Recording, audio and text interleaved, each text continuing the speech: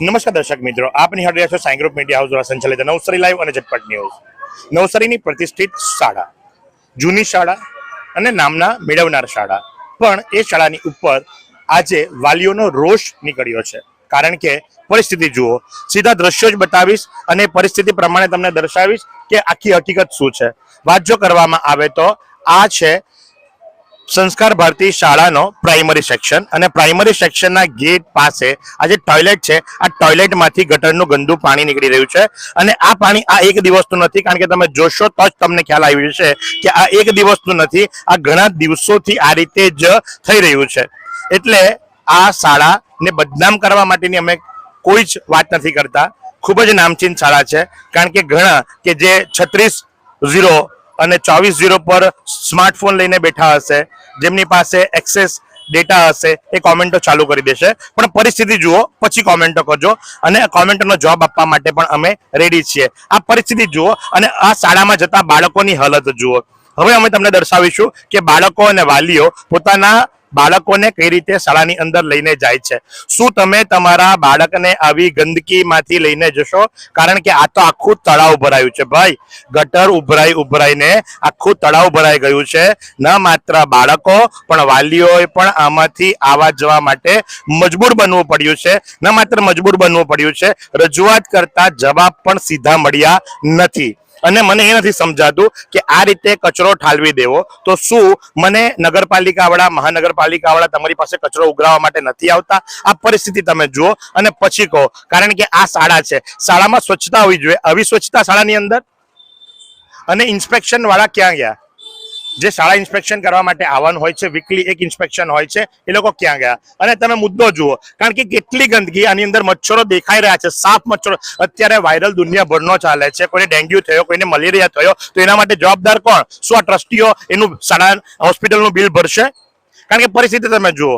આ નાના નાના બાળકો, કે જે બાળકો હજુ જુનિયર કેજી ની અંદર ભણતા હશે, સિનિયર કેજી ની અંદર ભણતા હશે, અને એ બાળકોએ આવા ગંદા પાણીમાંથી અને બ્લોક મૂક્યા છે. તમે જો તો ખરા, બેલા મૂક્યા છે. આ બેલાને બ્લોક કઈ વાલીઓ પોતાના ઘરથી લઈને આવ્યા છે?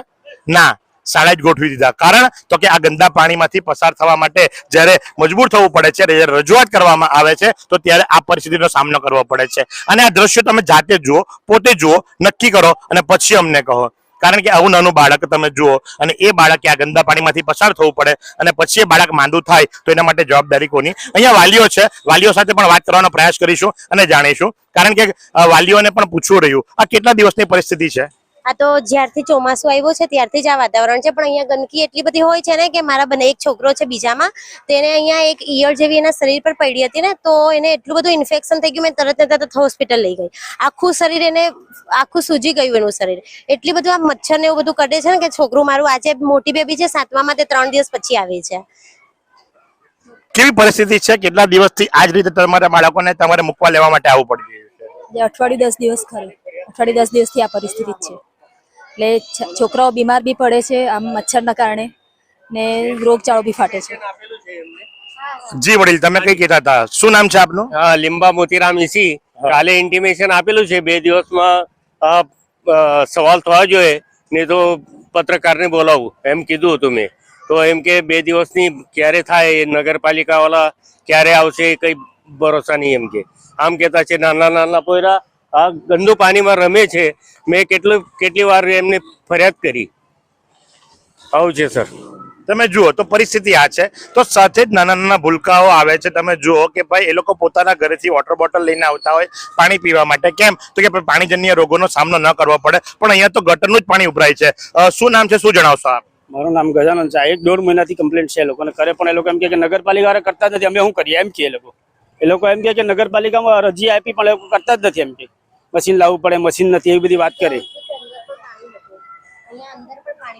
બેનનું કેવું એમ છે કે આ તો હજુ ઓછું છે અંદરની સાઈડ, એટલે કે જે પ્લેઇંગ એરિયા છે, જે ગાર્ડન એરિયા છે, એની અંદર પણ પાણી ભરાઈ ગયું. તો તમે જુઓ કે નાના નાના બાળકોને કઈ રીતે લઈને જવા પડે છે. અને આ પથ્થર પરથી કોઈ બાળકનો પગ સ્લીપ થયો, કોઈ બાળક પડ્યું, તો એના માટે જવાબદાર આ શાળા થશે. માત્ર અહીંથી અમે નથી અટકવાના. હવે વાતો કરીશું સીધા પ્રિન્સિપલની સાથે. પ્રિન્સિપલની સાથે વાત કરીને જાણીશું કે ભાઈ શું થશે. જી હા, શું કહેતા હતા આપ? આજે પેલા સાફ સફાઈ કરવા માટે એ લોકો આવ્યા હતા. એ લોકોને અમે એટલું વાત કરી કે મેં કહ્યું સાહેબ, મેં કહ્યું તમે સ્કૂલના અંદર આવીને તમે જે મેન ટાંકી ગટર લાઈન છે એ તમે સાફ કરો. તમને સમજ નહીં પડે. મેં કહું તમે મશીન મંગાવો. મશીન મંગાવતી તમે પાઇપથી પેલું કર્યો, તમને સમજ નહીં પડે. એ અમારું કામ છે, અમે જાણે, તમે એ લોકો જાણે એમ કે. એ તમારે શું લાગે વળગે એમ કે. જી હા, તો આ કમ્પ્લેન છે એક જ પિતાની કે જે પોતાના બાળકોને લઈને શાળામાં મૂકવા માટે આવે છે. ઉદ્ધતાઈ ભર્યું વર્તન મહાનગરપાલિકાના કર્મચારી દ્વારા પણ કરવામાં આવ્યું છે. તમને કઈ સમજ નહીં પડે, એ અમારું કામ છે. પણ મુખ્ય મુદ્દો છે કે આ ગંદકી જુઓ અને ગંદકી જોયા બાદ તમે જ નક્કી કરો કે તમારા ઘરની અંદર જો આવી પરિસ્થિતિ હોય તો તમે શું કરો. અને આ તો શાળા છે, કેટલા બધા બાળકો અહીંયા ભણે છે. અને આ રેલો જો તમે ક્યાં સુધી રેલો ગયો છે, આ રેલો તમે જુઓ એટલે તમને ખ્યાલ આવી જશે કે આ એક સામાન્ય પ્રોબ્લેમ નથી, બહુ મેજર પ્રોબ્લેમ છે. અને આનો નિકાલ, કારણ કે તમે આ ગંદકી જોશો ને તો તમને ખ્યાલ આવી જશે કે આ એક દિવસનું પાણી નથી ઉભરાયું. કારણ કે આવી સેવાળ થવી, એની અંદર જીવાત પડવી, એની અંદર ગંદકી થવી, એ કેટલી ખરાબ હાલતની અંદર છે, કેટલી દયનીય છે. અને આ જ પ્રમાણે બધા બાળકોએ, બધા વાલીઓએ અહીંથી આવું જવું પડે છે. કારણ કે બાળકોને કેટલા દિવસ સુધી ઘરે બેસાડી શકાય, બાળકો માંદા પડે છે. અને બાળકો માંદા પડવાના કારણે એમનો પણ અભ્યાસ બગડે છે. અને ગંદકી તો સ્પષ્ટ અને સામે દેખાઈ રહી છે. અહીંથી નથી અટકતા. હવે પૂછશું પ્રિન્સિપલને. 22 વર્ષથી દરરોજ લાખો જીવનોમાં આશા અને આરોગ્યનું પ્રકાશ આપતી Kejal life in multi speciality hospital.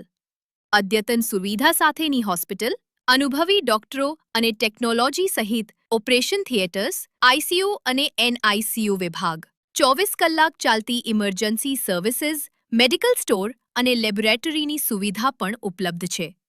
Hospital સેવાઓ જેમ કે ઓર્થોપેડિક વિભાગ, મગજ અને સ્પાઇન વિભાગ, યુરોલોજી અને હૃદય રોગ વિભાગ, જનરલ સર્જરી વિભાગ. વિરામ બાદ આપનું હાર્દિક સ્વાગત છે. જ્યારે શાળા પરિવારની અંદર અમે વાતો કરી ત્યારે માલુમ પડ્યું કે પ્રાઇમરી સેક્શનના પ્રિન્સિપલ જે ખરા આજે રજા પર છે, જેથી કરી અમે ટ્રસ્ટીનો સંપર્ક કરવાની કોશિશ કરી. ટ્રસ્ટી અમારો ફોન ઉપાડ્યો અને ટ્રસ્ટીએ ફોન ઉપાડ્યા પછીથી વિગતવાર માહિતી જે ખરી એ અમને ફોન પર આપી. તો ત્યારે રોહિતભાઈ કે જે સંસ્કારપતિ શાળાના ટ્રસ્ટીગણમાંથી એક છે, એમની સાથે વાતો કરીશું અને જાણીશું કે એમનું શું કેવું છે. જી રોહિતભાઈ, શું કેવું છે આપનું? હા, હું રોહિતભાઈ દેસાઈ છું અને સંસ્કારપતિ ટ્રસ્ટનો ટ્રસ્ટી છું. જી સર.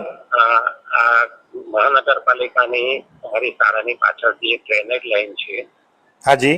એ થોડી ઉભરાઈ છે છેલ્લા 3-4 દિવસથી, અને આ બાબત અમારા ધ્યાન પર આવી હતી. અને આચાર્યશ્રીએ પણ આ બાબત અમને ધ્યાન પર મૂકી હતી. અને મહાનગરપાલિકાની એપ છે, એપમાં પણ કમ્પ્લેન નોંધાવી છે. એનો સ્ક્રીનશોટ આપણે હું મોકલી દઈશ ચોક્કસથી. અને ત્યારબાદ રૂબરૂ પણ ત્યાં ડ્રેનેજ ખાતામાં તપાસ કરી છે અને રજૂઆત કરી હતી કે આ રીતે, અને ડ્રેનેજ ખાતાના માણસો સળિયા લઈને આવ્યા હતા. બરાબર. પણ એ લોકો કેવું એવું છે કે સળિયા મારવાથી એટલી ચોકઅપ છે કે ખુલે એવી નથી. પ્રોબ્લેમ જે જ રહ્યો. ગઈકાલે પણ ડ્રેનેજના માણસો આવ્યા હતા સળિયા લઈ. ત્યારબાદ સેનેટરીમાં વિમલભાઈનો મેં સંપર્ક કર્યો હતો ટેલિફોનિક 2 વખત, અને મશીન બગડ્યા છે 2, એ રિપેરિંગમાં છે. ગઈકાલે સાંજ સુધીમાં એ મશીન રિપેર થાય એટલે આજે બપોર સુધીમાં એ મશીન મોકલીને પ્રોબ્લેમ દૂર કરવાની અમે ખાતરી આપી છે. આજે પણ હું 11 વાગ્યા પછી આ બાબતમાં ઉકેલ આવે તે માટે મહાનગરપાલિકા. રોહિતભાઈ, અમે આપને વિનંતી કરીશું કે આપ જ્યારે મહાનગરપાલિકામાં જાઓ ત્યારે આપ અમારો સંપર્ક કરો. અમે પણ આપની સાથે આવીએ, અમે પણ દ્રશ્યો બતાવીએ અને આપની રજૂઆતને મજબૂત બનાવીએ. રોહિતભાઈ, બીજી પણ એક રજૂઆત આવી છે વાલીઓ તરફથી કે પીવાના પાણીની કઈ વ્યવસ્થિત સુવિધા કરવામાં આવે. બાળકો પોતાના ઘરેથી તો વોટર બોટલ લઈને આવે છે, પણ 10 વાગે જે વોટર બોટલ લાવ્યા હોય 5 વાગ્યા સુધી નહીં ચાલે. તો ફિલઅપ કરવા માટે શુદ્ધ પીવાનું પાણી મળે એવી પણ રજૂઆત વાલીઓ દ્વારા અમને કરવામાં આવી છે. તો આ રજૂઆત પ્રાઇમરીની વાત કરું છું સર, પ્રાઇમરીની વાત કરું છું. દિવાળી સુધીમાં પ્રાથમિકમાં પણ આયોજન છે. ઓકે, તો અત્યારે પ્રાઇમરીના બાળકોએ માધ્યમિક અને ઉચ્ચતર માધ્યમિકમાંથી પાણી ભરે તો કોઈ વાંધો નથી, બરાબર ને? ના, વાંધો નથી. નતા ચિલિંગ પ્લાન્ટ પણ અમારો કાર્યરત થઈ ગયો. ચોક્કસથી, ચોક્કસથી. તો આપનો ખૂબ ખૂબ આભાર કે આપે નવસારી લાઈવનો ફોન ઉપાડ્યો, એમને સાથે વાતો કરી અને પ્રોપર રજૂઆત કરી છે. આપનો પક્ષ પણ અમે ચોક્કસથી મૂકીશું. અને ફરી એકવાર આપને કહું છું કે આ સંદર્ભની અંદર કોઈ પણ પ્રકારની નવસારી લાઈવની આપને મદદ જોઈતી હોય, નવસારી લાઈવ આપની સાથે રહેશે. કારણ કે આ બાળકોના આરોગ્ય સાથેનો ખૂબ મોટો પ્રશ્ન છે. કારણ કે અત્યારે વાયરલ ખૂબ ચાલી રહ્યા છે. અને જેના કારણે લઈ અને બાળકો માંદા નહીં પડે એની પણ કાળજી આપણે રાખવી રહી. આપનો સહકાર તો મળી રહે એવી અમે આશા રાખીએ. ચોક્કસથી આભાર. તો જે પ્રમાણે આપે નિહાળ્યું એ મુજબ કે રોહિતભાઈ કે જેઓ ટ્રસ્ટી ગણમાંના એક છે, એમની સાથે વાતો થઈ અને એમણે એક વ્યવસ્થિત રજૂઆત કરી છે. વ્યવસ્થિત રજૂઆતનું શું પરિણામ આવે છે એ પણ જોવાનું રહ્યું. મુદ્દો અહીંથી નથી અટકતો. જ્યારે રોહિતભાઈ જશે મહાનગરપાલિકાની કચેરી ઉપર અને રજૂઆત કરશે એ પણ કવરેજ કરવાનો અમે પ્રયાસ કરીશું. અને મહાનગરપાલિકાના જે અધિકારીઓ છે શું જવાબ આપે એ પણ જોવું રહ્યું. કારણ કે 2 મશીનો છે, બંને મશીનો ખોટકાયા છે. જી હા, 2 મશીનો છે. આ છે નવસારી મહાનગરપાલિકા, બંને મશીનો ખોટકાયા છે અને શું દશા છે સંસ્કાર ભારતી શાળાના પ્રાઇમરી સેક્શનની એ અમે આપને બતાવી ચૂક્યા છે. તો આ જ પ્રમાણે આવા અવનવા સમાચારો માટે આપ નિહાળતા રહો નવસારી લાઈવ અને ઝટપટ ન્યૂઝ. કેમેરા પર્સન યશ સાવંત, કૃષાંક પટેલની સાથે હું મહેશ ભટ્ટ.